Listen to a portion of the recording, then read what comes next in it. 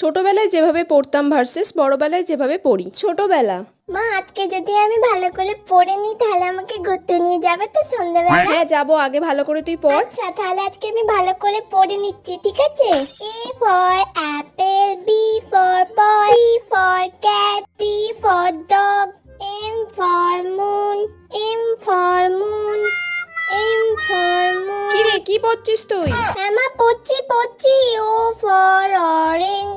বড়বেলা। উফ বাবা, এতগুলো বড় কোয়েশ্চেন দিয়েছে। কয়েকটা বড় কোয়েশ্চেন তো আমার এখনই হয়ে যাবে 3-4টা, আর বাকি কালকে কয়েকটা করে নেবো, ব্যাস হয়ে যাবে। আরে তুই এত আস্তে আস্তে বিড়বিড় করে কি পড়ছিস, কিছু শুনতে পাচ্ছিস? আরে আস্তে আস্তে পড়লেই ভালো করে পড়া মুখস্থ হয়, আমার ওরকম জোরে জোরে পড়লে পড়া মুখস্থ হয় না। ব্যাস অনেকক্ষণ পড়ে নিয়েছি, এবার একটু ফোনটা নিয়ে ঘাঁটি। ফোনটাও ভাববে আমি ওকে ছাড়া এতক্ষণ আছি কি করে।